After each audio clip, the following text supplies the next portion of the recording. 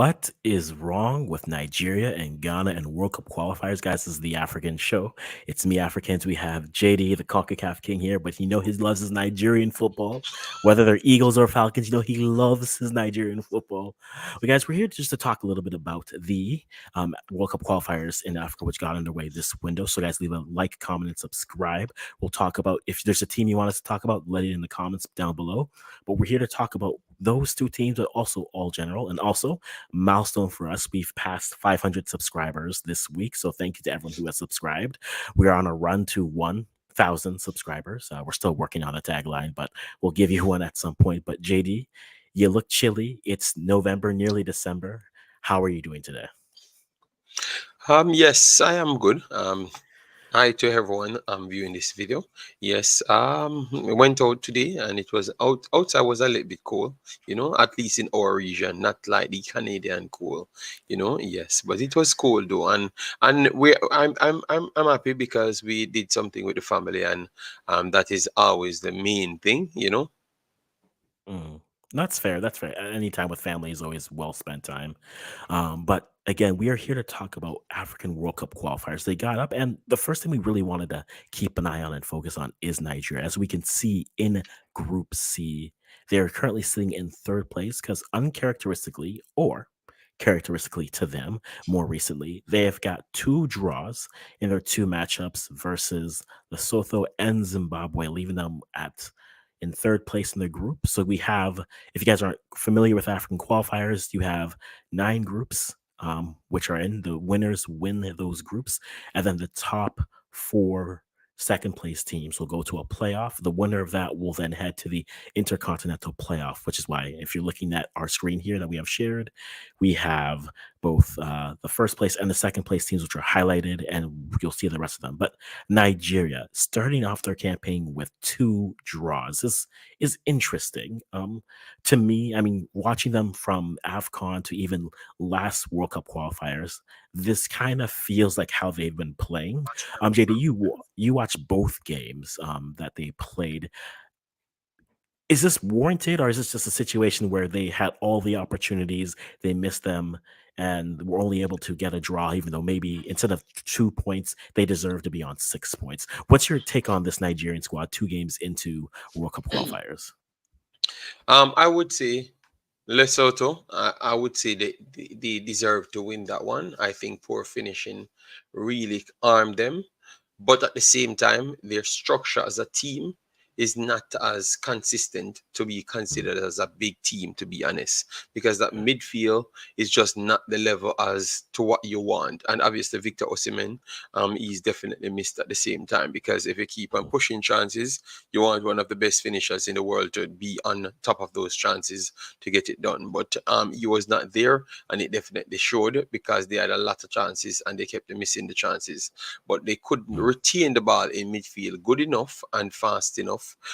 Hence why Lesotho had a few chances and they capitalized on one of their first chances overall. But they had a few chances and they were clear-cut chances and fully deserved to get the draw based on the fact that Nigeria weren't finishing. But Zimbabwe, it was not a fluke at all. I am very sorry. That game could have ended Nigeria 2, Zimbabwe 5. And you wouldn't surprise. They had some very, very good chances to tap the ball in the back of the net. I thought that the rotation between fullbacks, Samuel and those guys, Collins, never worked out. I thought that it's best that they should have kept those guys in the first team itself.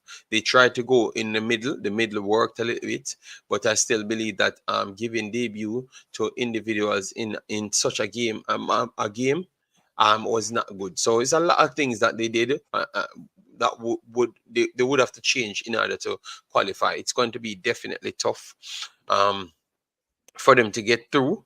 To be honest, because these teams now, they don't necessarily have to rely on them so much. They just want to face them again, and if they are on their bad day and get a draw, they don't dictate how they finish after that, because remember, they have to play everyone else, and that is the tricky thing when it comes on to teams competitions like this, you have to make sure you win your head-to-head battles, or else you Yeah. have serious problems. You understand me? But the 2 points, I would say 4 points would have been a slightly more justified based on the amount of chances they created, and how much they locked down Lesotho.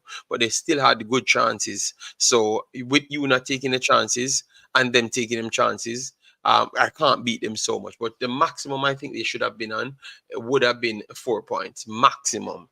And to Mhm. be honest, if I'm going to take away Lesotho's point, I have to take away their point against from Zimbabwe, because they never deserved to get a point out of the Zimbabwe game at all. Yeah, that's fair. So I think maximum point that it should be on in the window would have been 3 points Mhm. based No, on and I yeah, and I think that's fair to look at. I think I saw comments today that basically said, and I feel true about this.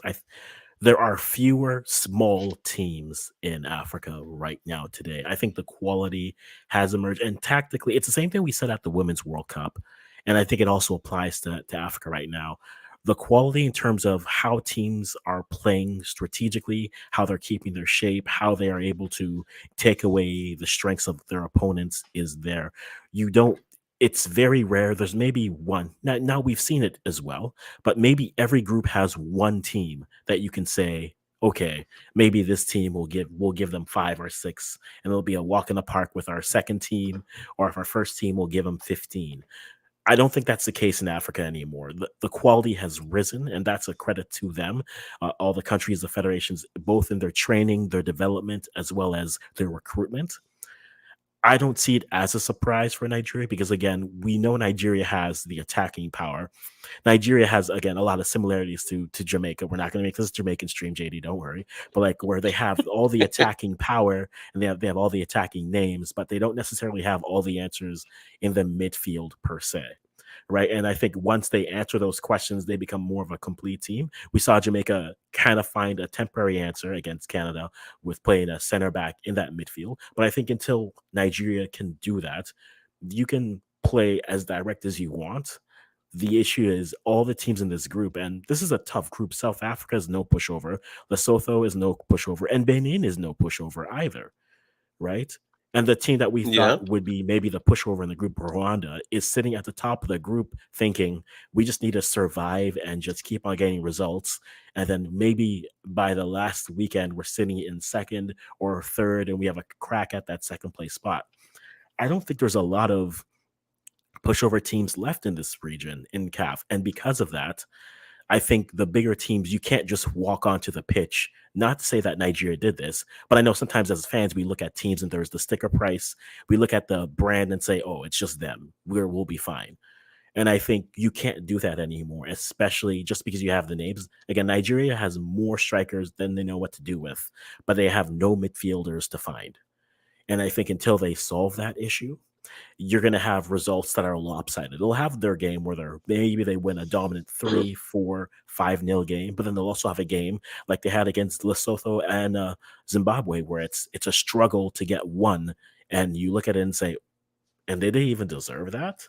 So I think Nigeria is interesting in that case. I know Nigeria right now they are looking at possibly getting rid of the coach early in the campaign, which would make sense if you're going to make a move like that. Based off what you've seen, do you think that's the right move, or is it more of a question of selection in terms of what they're doing? I think it's a bit of both.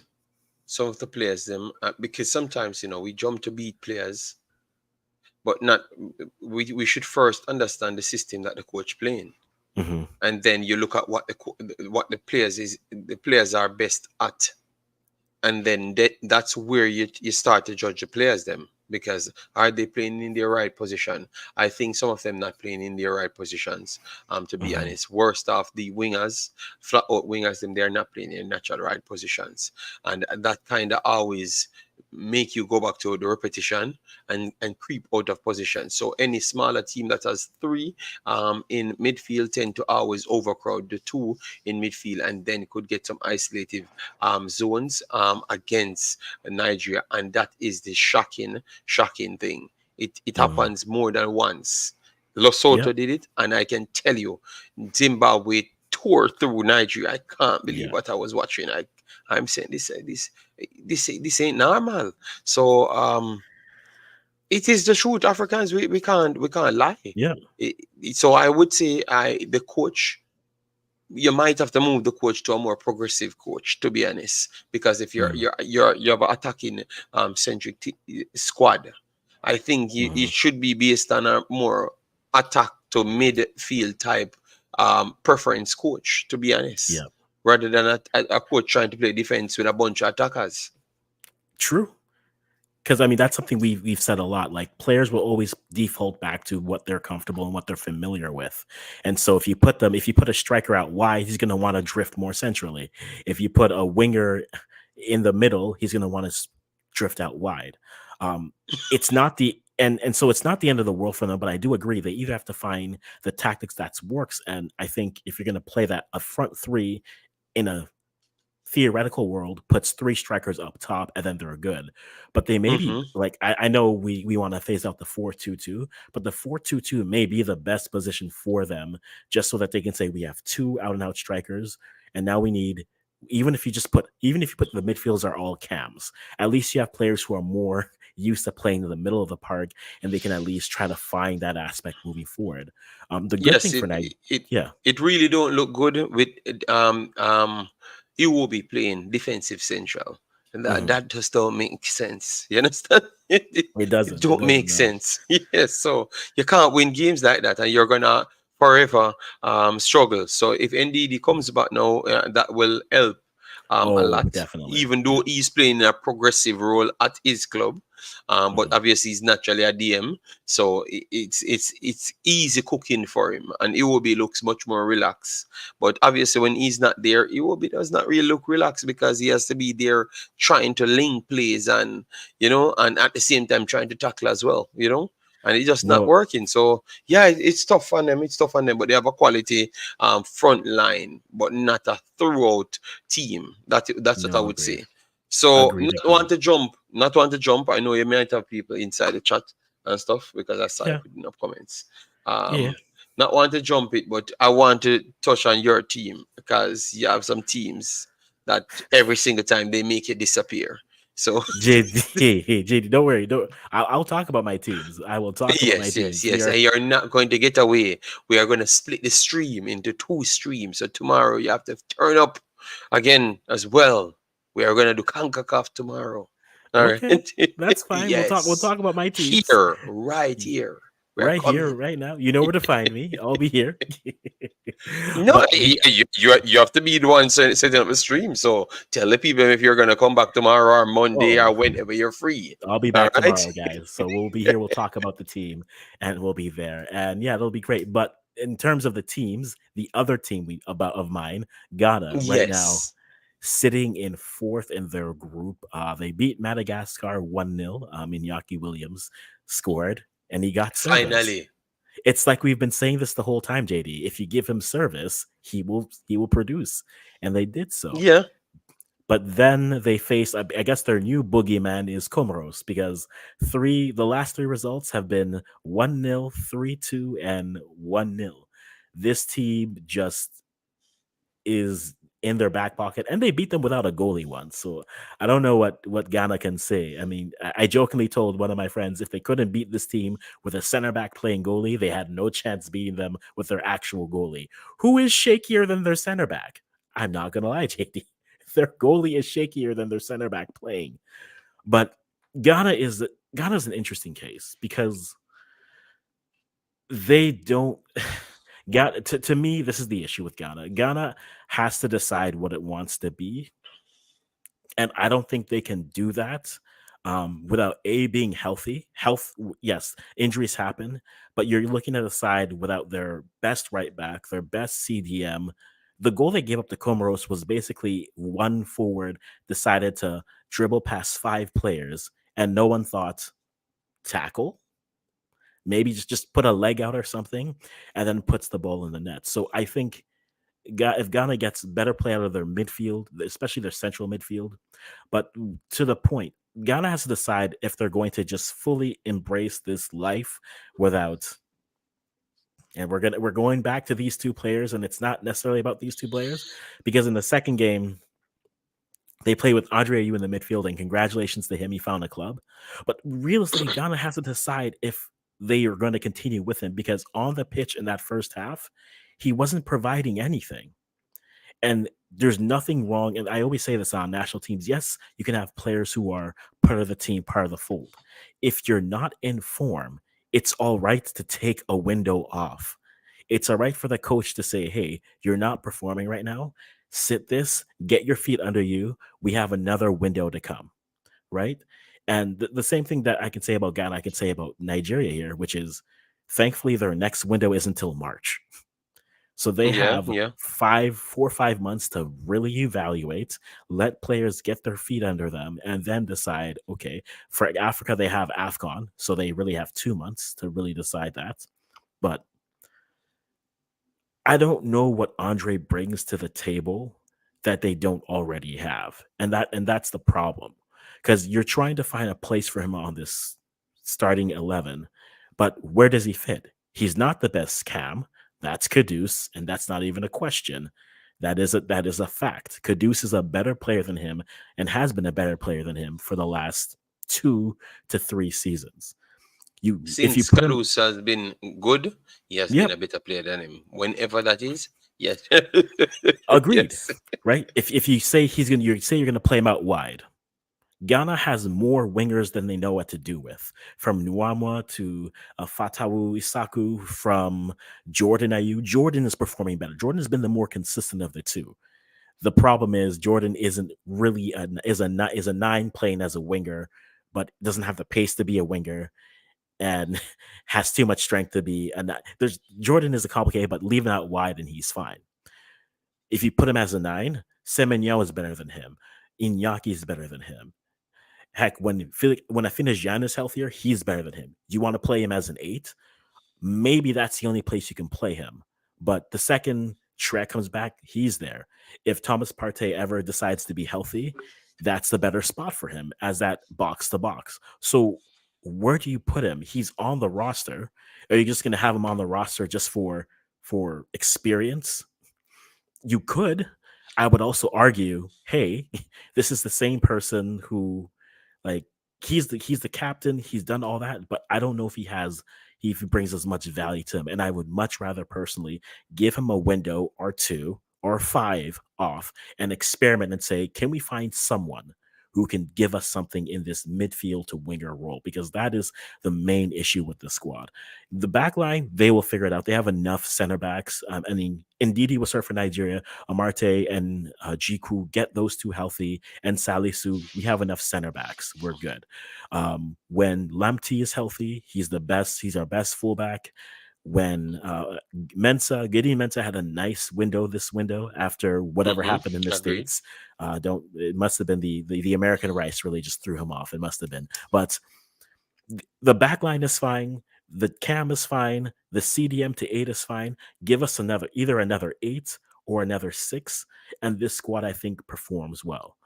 But for Ghana, I think the other thing I'll bring up is the coach. I've not been against Chris Hughton, but my one concern with him is he adjusts when he realizes what's happening. He adjusts way too late, right? You could have watched the Comoros game and said, "We are doing what they want us to do," right? And and and by the time they adjusted, we're 60 minutes into the Don't game. I don't want to interrupt, but is it that he's adjusting too late, or he doesn't know his squad and he's working to learn the squad? And these are games that he's taught not tying with, but he prefers to try figure out his squad from early rather Mhm. than late. You think I that's how he looks at it, or you don't? I would say he's been with this squad since he was on the roster with the squad because I mean the whole thing was Yes, yes, I know when he yeah, came on the roster. yeah, and the whole thing with the government looking for a coach and then the FA looking for a coach, that was a whole thing. Which hey, they weren't wrong and they weren't right, but I think he should be familiar enough with these players to know what their strengths are and aren't. Um, I think he's starting to figure some of that out more now. The idea of Iñaki playing as a lone striker doesn't work. He needs support. So either play him out wide and play another striker up top, which I would say that's what I was saying. Put him out wide as the a right winger, and then put Semignon as the nine, and then you can have those Yeah, guys that's interchange. what I was thinking. That's what I was thinking about. Yeah. Yeah. So like he's got to that, but that took eventually time. I think if you have Iñaki, Kudus, and um, Antoine Semenyo on the pitch at the same time, they are all interchangeable enough, right? Iñaki can create enough in the midfield. Kudus can be a nine if he needs to, and then Semenyo can go out wide or go up top. That works. And if you want to argue a front four with Jordan, you have four players who can interchange. Fine, that is fine. But it's the service and the players going into that's where the question comes. And Ghana has too many players who can play well, but I would say you have to simplify what you're asking them to do, right? Osman Bukhari is a great winger for Red Star and a great forward for Red Star. For Ghana, he is a player that I think he's best suited for that last 40 to 30 minutes in the game. Get on the pitch and cause havoc with pace. Same thing with Joseph Painto. But those two players are good players who can do that with pace. But I think it's the other pieces around which really let the team down. And when they went to the US, it was the fullbacks. Their fullbacks were outmatched when they came to the US versus Mexico. In Africa, it wasn't as bad. The midfield, not to say that everything in Africa comes down to the midfield, but I've been saying this, man, get Kofi Tre healthy and on this team. And I think he unlocks this team in terms of connecting from the back line to the midfield and then the midfield to the attacking players. But the one thing is tactically, I don't know if he's decided what he wants to do with this team. Because if they want to stay back and play defensively, that's fine. Then have them do that. But it feels as if they either want to or half the players are kind of back and forth with what they want to do. If they want to be defensive, if they want to be more proactive with the ball. And I think if you just decide as a unit, this is how we want to play, it opens the door for a lot of players. And I don't think they've finally figured out that style and that identity, which is why I'll overall come back and agree with you and say, I feel that they haven't figured out their identity yet because I just believe that because remember I was reading it, and to the length of time that he officially took to take over the squad. Even if you're around something, and remember you had someone in charge as well. So if Mhm, a man is in charge, just like Tapa would have left, and you have for Jamaica, you have Marine Garden in charge, and you mhm, had Al Grimson to come in. He never came in until a different competition, and then he took his grace period, and he said he wanted a certain amount of matches. New mhm. Newton have not gotten those matches. So is it that we are being too harsh on them? So Jamaica can give Mr. Algrims so much matches, but yet still Newton should not get so much matches. Africans, I don't But understand. and it's a fair point, and I think that and it's a fair point, and I think my comment would be, I think people will look at the say roster and say it'll be like they look at that roster how they'd say I think some Canadians would look at say with a Biello in charge of Canada, right? You've been around this team, you know what they can do, but maybe some people are better assistant coaches and don't have the tactical whereabouts to be a head coach. Is that the case with Houghton? I don't know, but I think it's fair to say he hasn't had enough time. His only two non-competitive matches, well, he's had four friendlies so far. He had a couple in Ghana, and then the ones that we all watched in against Yes. Mexico, which wasn't as bad as it looked. The U.S. game, I mean, we, it was something, JD. It was something. Yeah. But I just because remember those games are actually tryout games, so I Mhm. wanted to see his shape and stuff. And to be honest, even though we're saying that they got some battering, that is true. But Mhm. surprisingly, your midfield look better than Nigeria's midfield. Well, because we have midfielders, JD. There's a Yes, difference. that's what I'm trying to say. So even though you're complaining, you have some things. I think in defense, in midfield, you have better players right now than Nigeria, to be honest. No, Because in the midfield and defense, I don't see the same thing in Nigeria. Just the power forward and wingers, them, and attacking midfielders. I think that's the case. My one argument sometimes with Ghana is that there's too many. There's a lot of players who will look to create on Mm-hmm. their own or for themselves. Not to say that they're selfish players, but they are very individualistic in their play. Right? Like Kudus is great. But there are times when Kudus, like I'll put Kudus in the same category of an Alfonso Davies, right? Sometimes for a country, he'll take the ball and the pass is there, but he'll want to take on more players and create, right? Kudus is good on the ball. He's most dangerous off the ball. It's the same thing I say about Davies, right? Get them off the ball and have them running at you. That's a lot more pressure on a defense than having them stopped and then them having to step over one, two, right, left, turn, spin, and then shoot with the left foot to the top left corner. That's not the most effective way of playing. And that's where it's like finding players that Agreed. can do that. If you have a Thomas Agreed. Partey who's pushing the pace or pushing the ball in, and you have Kudus making a run, that puts more pressure on the defense than if it's Kudus doing it alone.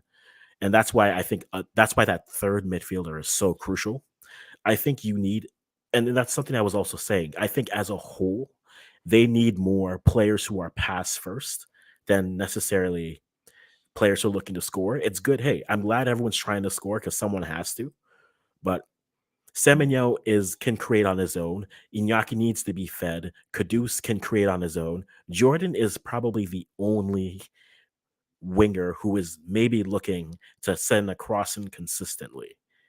And then you have the fullbacks who are doing that, right? Which is why I think get Tariq Lamptey on this team, and then all of a sudden everyone looks way better because there is service, right? Iñaki scores his first goal because why? He got service. And I think that is the question, and that's the thing with this Ghana team, that it's not the most frustrating thing, but it's the thing that we all know. They need the service, but you don't always get those players who are going to do it. You can have players, some of their young players will score amazing individual goals, and that's great. Kudus will do it, Nuamwa will do it, Isaku will do it, Suleimana will do it, and you're just like, I just needed you to cross though. If you just, instead of trying to beat three players here, if you just laid it off here, you had Kudus coming in for a shot, or you had Semenyo coming in for a shot, or you had someone. And I think if they can find more players like that, which is why I think a Kofi Tre is so important, because I feel like he's the type of player in the midfield who can distribute. And if you can distribute there, now the players can be creative off the ball, and that puts more pressure. And instead of having them clog up the midfield, or you have to play 1v3 in transition, now you can Mm-hmm. play a sport where they either have to take a step back because they're afraid of the passes, and that opens up a player like Thomas Partey. If you want to say, I'm going to take this from 35, go ahead. You have the space to do it now. But they need those type of players in the team, and I think that is where that's where I'll be most critical with them. Yes, they have the pieces. They should. I think that for the talent that they have, maybe they are underperforming a little bit. But I think they're in. It's the first two games. We have 4 months before next qualifiers, 2 months before continental tournament. I think they'll be fine. I think I will judge Ghana a lot based off of how they look at the AFCON tournament. Because if by then we start to see like, okay, this is what the coach wants us, even, and as blasphemous as this is, if they get grouped again, but I at least see the flow, we see the systems of the patterns of play, and we start to see those things, I will feel more confident with this team for the World Cup versus not, because that's the main concern. If they win the AFCON, I'll be happy, but I want to really see them be able to exploit the players that they have on the pitch to do so. So I think I'll be looking very much at what they are doing in that tournament, because I think they'll be fine. And they have Egypt in their groups. And if there's a team that's going to challenge them defensively, it's Egypt. So let's see. Yes, not just defensive. Actually, Oberman Salah, Yeah. he's there. He scores So, goals for fun. Yes. yeah. Salah is one. Yeah. Salah is one of those players who you could have the conversation and say, is he the greatest African player of all time? You can have that conversation. You have to put him in it now. Yes, yes, Yep. yes. You have the Etu, you have the Dragbas, you have the Toure. Hmm. You have a lot. You have JJ Akacha. We are not going to take him out of it, even though a lot would say he did not earn anything, because Hmm. his skill set never matched where his legacy went. Yes, Indeed, definitely indeed. that is true. But you have a lot of legendary footballers coming from Hmm. Africa. But Salah right now, I think Salah might actually be the best, or maybe second, Yes, yes, he's up there, man, talented. Guys, if you're watching the video, let me know who you would class as the best African player of all time. Let me know. Hmm. That would be very, yeah. Let us know there. And as you guys are doing that, uh, yes, Brian, we'll be back tomorrow. We'll talk about this tomorrow. Don't worry. We're just splitting it, guys, because obviously Mhm. we will, and I think we have to do a follow up on this, where we actually predict the entire groups. Then we have enough time to do it. We do. We definitely do, and we'll have enough. I think after AFCON will be a good chance to look at it, and we look at Yes, how so those teams have you know performed. all the teams. Yes, yes, true, Hmm. true. Because you will see some of these teams ain't doing good, and then they shock beat Hmm. Ghana or Nigeria, and then scrap all of my information. So I want to watch that first. Yes, agreed, agreed. I agree. I agree. DJ Giggs asks, which position do you think Kudus is more effective? I think the cam role is his best role.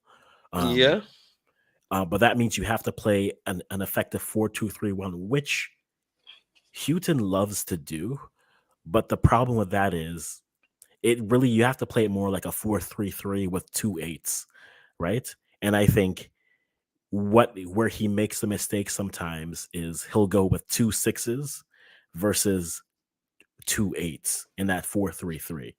I think if you go if Partey is healthy, you put him at the six, you put Kudus as one of the two eights, and then if Trent is healthy, you put him there. Or Masharu, who came in and played well, he's the other eight I would put there. And then out wide, you have Jordan on one side, and then you put whoever. I mean, Ghana has too many wingers that are playing well that you can choose from. You can go Bukari, you can go Paintsel, you can go Suleimana, you can go Nuamwa, you can go Isaku, right? They have enough wingers. And if you guys still want to play the game of dreams, you can say, you call Callum Hudson-Odoi and say, hey, we have a right winger position for you if you want to come and play. If they still want to live that dream life. Um, Okay. so and then you do that, and then you put Iñaki up top. I think ideally you actually put Iñaki out wide right, and then you put uh, Semenyo up top, and then that's your front five, and then you have Kudus in front of the center backs, and then you go from there. I do honestly also think that probably the best position for the best lineup is a 3-4-3 because you can put Salisu with Jiku and Amarte as your fullbacks. I mean, as your center backs. And then you can put out wide either Lamptey, who can play more in the wing back role, and then Gideon Mensah on the other side. You put Partey and Kudus in the midfield. So Partey can sit back and then Kudus can go up. And then your front three again, Semenyo up top, Iñaki Williams up on the right Mm-hmm. hand side, and then shoot prop Jordan on the left. But you can choose any of them. You can put any of them there, to be honest. So that would be my ideal lineup for them. That's where I would put them from there. But Brian Burke coming in saying, I would say solid Champions League winner, APL winner, AFCON winner, and player of the year. Yeah, I think he has the resume. We had a podcast on this with some of the friends. The only thing I would hold against him would be that at the World Cup stage, he's not had that chance to really show the world anything. Because the only World Cup he made, he was injured for, and so that's not his fault. But young that best Egypt team I saw prior to that one, they were the one that got thrashed 6-1 by Ghana in Ghana in 2014. It was like, oh, this is the best you can offer. And then that Ghana team, money and federations, give me a better combination of drama. But I think it'd be interesting there. JD, looking at the groups right now, again, just quickly going through Group A, Egypt, Burkina Faso, there. Group B, Senegal and Sudan. Top two. Group C, we have Nigeria, Rwanda. We said this earlier. Rwanda is a team I think we shouldn't sleep on. I don't think them being here is a shock. And I'm going to say there is a player that you guys should be keeping an eye on from Rwanda. I've put it in the chat. His name is Hakeem Sahabo. He was at the Lille Academy up in this year. He's on loan right now. He is a nice, exciting player to keep your eyes out for in terms of African players who aren't from your big 10 or so teams. He's a nice player to keep your eye on. He was playing in the French League Academy. He's both Rwandese and Belgian, but Rwanda picked him up. But a nice young player to keep an eye out. I don't think Rwanda will fade as fast. I think they're a team that by the last few weeks, they're in that second to third range, and a win gets them up there. So they're a team I'm very much looking forward to see how they look like. Group D, Cameroon, Cap Verde. Cap Verde is a team that I've been saying they're my dark horse for everything, and 2 games in, a win and a draw, they're looking good. So nothing too surprising there. Morocco doing Morocco things. Mhm. Zambia, Niger, Tanzania, they are a team. Keep an eye out for them for what they can do. Group F, Ivory Coast and Gabon. Mhm. Kenya, please, for the sake of Kenya, for the sake of my this Burundi group, and Gambia. Gambia, yeah, I surprised Gambia is not on any points. They need to they just put had the under 20 team to play the they main should team. they should have. I think they had a game where they just fell behind and they couldn't really get through. That game against Burundi was just Burundi took it, and then by the time they had a footing in the game, it was 3-1, and then it became 3-2. They just need to start better. They really need to start their games better. Gambia, interesting, was one of the 5 teams that were nominated for Team of the Year in Africa. Mhm. I think it makes Mhm. sense as an overall thing, but it goes. And then in Group G, you have Algeria, Botswana, Guinea will recover. They will, but hey, Botswana, you got your win. Keep it there. Tunisia in Group H, Equatorial Guinea, Yeah. Namibia, Malawi. I think it's these 2 teams are running this group at Yeah, this so point. Tommy ain't doing nothing, you know? No, no. You're gonna get a lot of slap up, you know. As I've said before, before a ball kicked, and so far they have conceded 6, you know, and Yep, scored none. Yes. that's true. And then Group I, you have Comoros, Mali. This is probably the one of the better groups top to down. Outside of Chad, I think Chad is there to receive the 6 and the 8s and the 12. They good talent and all, but I think Chad maybe is that one group that doesn't come through. Now, as I say this, what will happen is Chad will go to Ghana and beat Ghana 2-1, and then I'll have to sit there and be like, yep, yep, it's that type of a year. It'll be that. But yeah, I think for their start, they're looking very interesting, and I'm very curious to see how it is. Is there any team that you see here that you're interested in? Are you curious to kind of see their pathway through? Because outside of the big ones, mine is Rwanda. Rwanda is the team that I'm watching. They are my don't sleep on team because I say this because Hakeem, I think, is a nice player, and I think he can really help elevate Rwanda to another level. Is there a team here that you are interested to see how they look like? Mali. A few teams, well, Mali, Burkina Faso, Hmm. Rwanda as well. I had on my list. Never had them high, but obviously they have picked up points, so it makes it more tougher. Well, Mali, I think Mali is going to make it incredibly tricky for Ghana because remember it's the first one actually qualify, you know, and then the 4 best Second place. second places, you know, go through, you know, and then Yep. you're gonna weigh it down to 3 out of the 4. All right. Hmm. So at this point it's looking tough for Ghana to qualify in a second spot because I think Mali is a tough team.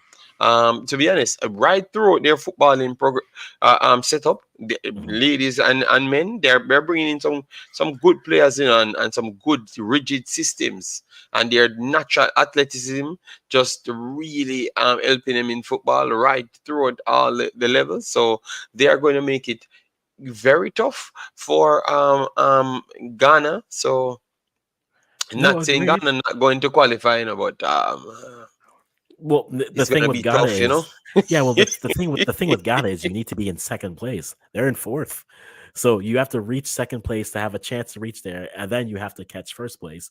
And speaking of Mali, their U17 team, playing in the semifinals against France. So we All have right. a, so that's Tuesday, happening. Tuesday, 7 a.m. our time, so a little bit in the afternoon for you, JD.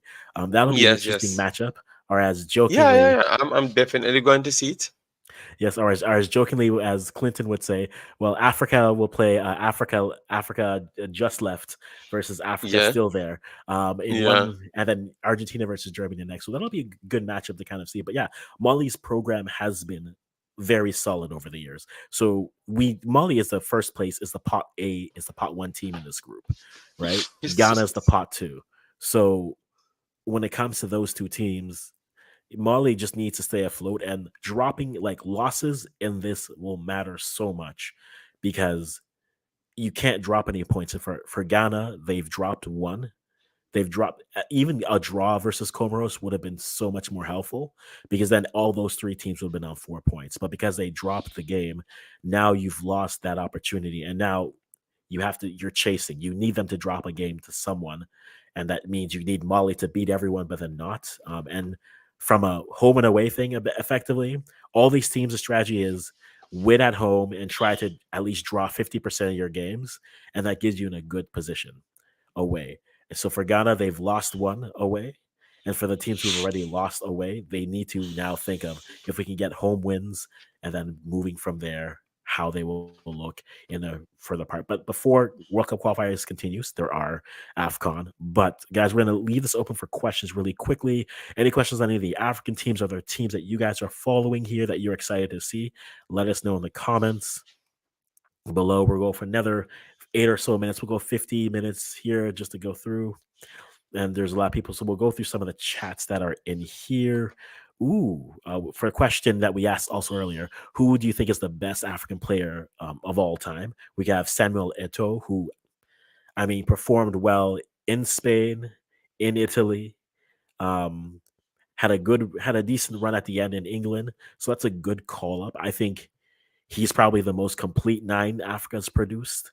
Um, in their time, and not a bad president for their federation either. So good job on him. We answered this already. Salah was the answer that some came here. Yes, Salah can Etu can rival Salah because Etu's legacy spread out over a wider base. To be honest, Mhm. yeah, yeah. So Etu definitely up there with Salah. Would you take Eto over Drogba? Yeah, I think people disrespect Etu's legacy. And Etu was not normal. He was not a normal player. You know. Mm, Drogba was very good, but Drogba, uh, I just believe that Drogba was just a bully type player. That's okay. about it. Etu brought different level of finesse, speed, super IQ. Not saying Drogba does not have any IQ. I never said that, but I'm Mhm. saying I think Etu outsmarts players. You understand me? Yeah. So, and Etu have done it on several different fronts that I've not Yeah. seen. Jagba did it on. Jagba did it for Chelsea, but Etu kind of even come to Chelsea and still do something. Then go to Mm. Russia, do something. Come to Spain, do something. Go to the national team, do something. So I don't think Jagba can compare with Etu. I don't even think they're on the same level. I Mm. don't even think Etu and Jogba on the same level. We have to be I honest. I don't even think so. see. I don't think they are, but how I answered is this: over a season, give me Eto. In one game, I'd take Drogba. Okay, okay. Right? I think Drogba in those moments, and again, you have Champions League final, you have big games in the FA Cup and big games in the Premier League. I think in the moments he's had the bigger moments. But Eto, if you Yeah, need him for 30, I think if you need him for a season, Eto will be the better producer, the better player overall. Again, not to say that they lack one way or the other, but I think Eto, his resume is there. But I think Drogba's moments where in that moment, I would lean there. That's my preference again. Again, one way Eh, or the other. There's no issue. I agree, Diane Graham. Eto is the best nine for Africa, hands down. This is not a debate. This is a fact. But I think in a game, I would take Drogba over him. But that's Okay, just me. okay, okay. All right, all right. Too much Abramovich money talking through me. I'm sorry, JD. Too much Abramovich money. Oh man, but yeah, I think those would be the best. And then like current day players. I mean, current day the best nine, the best African nine is Osimhen. It's not even that's not a question.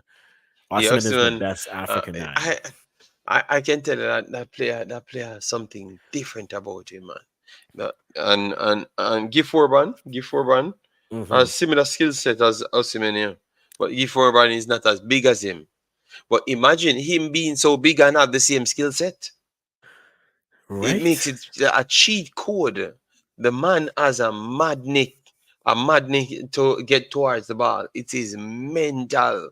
I don't know how this guy does this. He's like a much more energetic, actual finisher Drogba. Yep. So he has the Drogba body, and he is way more mobile, and his finishing ability is like 99, like a maxed out up created player. Hmm. Aerial ability, everything created, maxed out. That is what Victor Osimhen give you. I don't know what's going on with that dude, but he's special, man. He's special, man. Special player. I, Yes, I say maxed out, yeah. cheated code type player. Cheated code Mhm. type player. Yeah. I think for me, and I'll say it this way: I think the Canadian in me appreciates what Osimhen is doing, but is angry at him because what? Because remember, he Osimhen was at Lille before he got sold to Napoli, and I Mm-hmm. think now Lille looks at someone like Jonathan David and is like, "We're not going to make that mistake. No, we're getting our investment for him." Yes, And we I need know your money. exactly. And David isn't the player that Osimhen is. He isn't the finisher that he is from all over the pitch. And so a player who could have moved, I think, a lot sooner, but Leo's like, no, no, no, no. We see what he's worth now, and he was that for us, so we're gonna hold on to it. And I think it's messed up to hit David's move both ways. But yeah, That's how Osimhen, business goes. it is. And that's what happens. You're the next one up. You fill the shoes, and they're thinking, well, we're gonna double our investments and we won't make the same mistakes as last time. So I think that's more fair. Best do we have a best overall? Okay, so funnest African player to watch, I think for most people will say it's JJ Okocha. That's not even hard. JJ was fun. And Torre, Yaya Right. Torre. Yeah, Torre, JJ Kocha, I would Mhm. say, one is a skiller and one is a skiller. Yeah. But one skills is different than one is the modern day skill in Yes. football, and one is just the overall skill what people expect to see when they come and watch football, which is Hmm. JJ Kocha. So it's a little bit different. But if you watch the modern day football, realize how people read in the games, I think Yaya Torre would be the one that you would say, my goodness, this man is like a Zidane with something else, Yes. Yeah. Mhm. No, agreed, agreed, agreed. Owen, we'll talk about this tomorrow. Today we were Yes, talking about yes, Africa, so yes, we'll be back yes. tomorrow, guys, to talk about Canada and Concacaf and Yes, all we'll that. leave it here because we, Yeah, we might even pass the time that we mhm. normally would go. Yes, that's true. So, So, guys, because for we're out this, here if talking about legends. Oh God, these videos. yes, yes, you guys, you can have your day, no problem. So, guys, if you're watching this on a rewatch, let us know which who's your best African player of all time, but also B, which African team in World Cup qualifiers are you excited to see where they go? Ooh, that's a name, Keita, Salif Keita from Keita. Ooh, that's a nice name. That is a nice name. I like that name. That is a name that we don't give enough respect to, just as an overall player. Okay. For me again, because like this is like Keita doesn't even reach that level because it's like if I have this conversation with like the old heads for Ghana, they'll be like, "Well, there's like 1,000 players who are better, and you have to have some people in, you can't have others in." It's like I will appreciate what I've seen, but you make your case, and I will take it from that case from there. So, guys, give us your best African players and which African qualifying teams for a World Cup will do well. We're gonna be back here tomorrow on a on a post-mortem of what happened with Canada v Jamaica. We're going to The do CONCACAF.